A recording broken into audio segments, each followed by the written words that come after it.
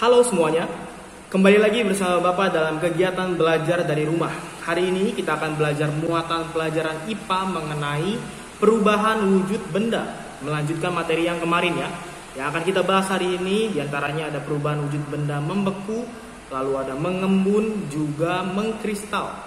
Baik, tanpa menunggu lama lagi, mari kita mulai. Yang pertama yang akan Bapak jelaskan adalah proses perubahan wujud membeku. Bapak yakin kalian familiar dengan proses ini karena sering kita lihat di kehidupan sehari-hari ya. Baik, membeku adalah proses perubahan wujud benda cair menjadi benda padat. Nah, hal ini disebabkan karena benda cair melepas kalor sehingga berubah menjadi beku atau padat ya. Nah, contohnya air yang berubah menjadi es batu. Ini sering kalian lihat di kulkas ya. Lalu lilin cair yang didinginkan. Nah, ketika kita memakai lilin kan lilinnya akan mencair ya. Nah, ketika dingin, lilin yang cair itu akan berubah lagi menjadi padat. Itu juga termasuk proses membeku ya. Lalu pembuatan agar-agar yang dimasak itu lama-kelamaan akan menjadi beku ya ketika suhunya sudah dingin. Yang selanjutnya adalah mengembun atau disebut juga kondensasi. Adalah proses perubahan wujud benda gas menjadi benda cair. Hal ini disebabkan karena benda gas melepas kalor sehingga berubah menjadi cair. Contoh dari mengembun, sebenarnya ini bisa kalian lihat juga ya.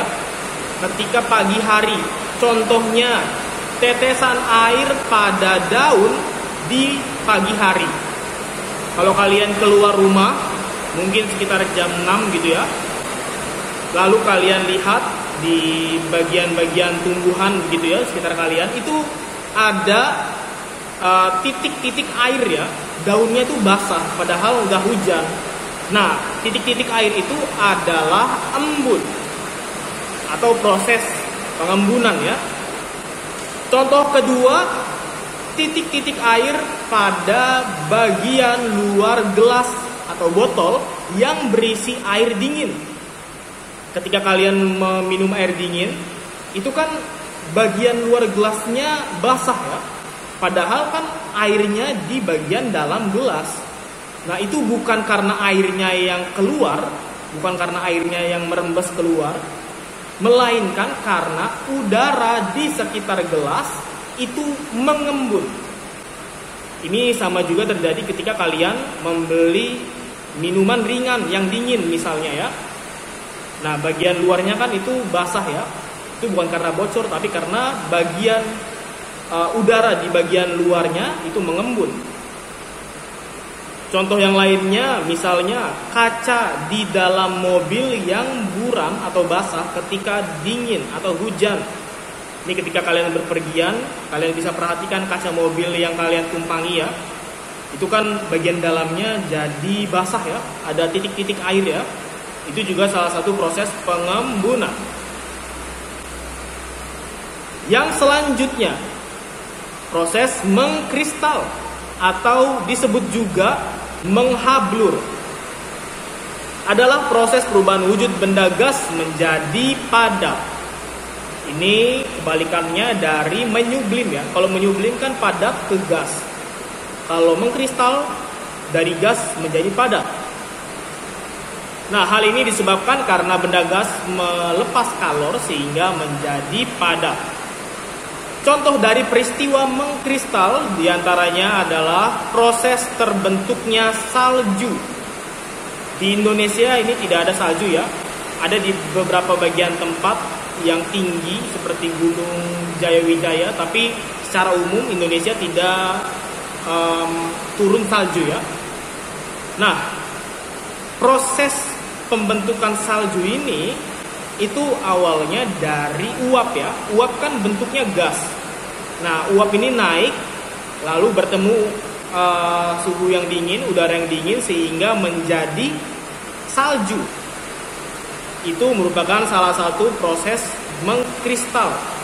Biasanya terjadi di negara-negara subtropis ya. Di Indonesia ini tidak terjadi. Contoh selanjutnya adalah pembuatan es kering dari karbon dioksida. Ini pernah kita bahas di video sebelumnya ya, bahwa es kering itu berubah menjadi gas karbon dioksida. Nah, sebenarnya es kering atau dry ice itu tidak dibuat dari air, melainkan dibuat dari gas karbon dioksida. Jadi bahan utamanya adalah gas karbon dioksida ya, bukan air. Maka dari itu ketika dia terkena panas, dia tidak mencair, melainkan berubah kembali menjadi gas. Lalu contoh lainnya, terbentuknya kerak atau endapan hitam pada knalpot. Kita tahu knalpot itu kan bagian untuk mengeluarkan gas buangan kendaraan ya.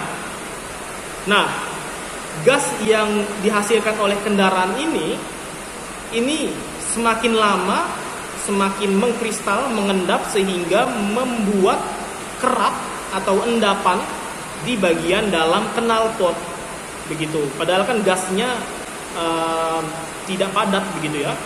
Tapi karena ada proses mengkristal atau menghablur, maka terbentuklah kerak atau endapan di bagian dalam knalpot.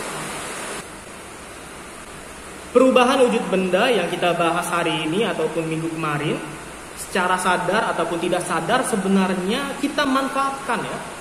Banyak manfaat dari perubahan wujud benda dalam kehidupan kita sehari-hari. Contohnya misalnya pembuatan es krim. Itu kan memanfaatkan perubahan wujud benda membeku. Kalau tidak membeku maka tidak bisa membuat es krim ya. Selain itu juga tadi Bapak sudah jelaskan pembuatan es kering atau dry ice itu memanfaatkan peristiwa mengkristal. Atau pembuatan permen misalnya. Permen kan terbuat dari gula ya. Gula itu kan benda padat. Nah, supaya bisa dibentuk benda padatnya ini dipanaskan dulu sehingga menjadi cair ya, jadi karamel. Lalu ditambahkan perisa, entah itu jeruk atau rasa-rasa lainnya ya, apel, stroberi, lalu dibentuk sedemikian rupa sehingga menjadi permen yang biasa kalian makan. Nah, itu salah satu contoh manfaat dari proses perubahan wujud benda ya. Masih banyak lagi contoh manfaatnya. Kalian bisa lihat di sekitar kalian, mulai dari yang sederhana misalnya seperti menjemur pakaian, itu kan memanfaatkan proses menguap ya, sampai yang lebih kompleks lagi. Kalian bisa belajar dari situ. Sekian pembelajaran untuk hari ini. Jangan lupa buku paket dan LKS-nya dibaca juga karena di sana ada materi yang Bapak jelaskan hari ini. Terima kasih sudah memperhatikan dengan baik. Sampai ketemu lagi di kesempatan selanjutnya.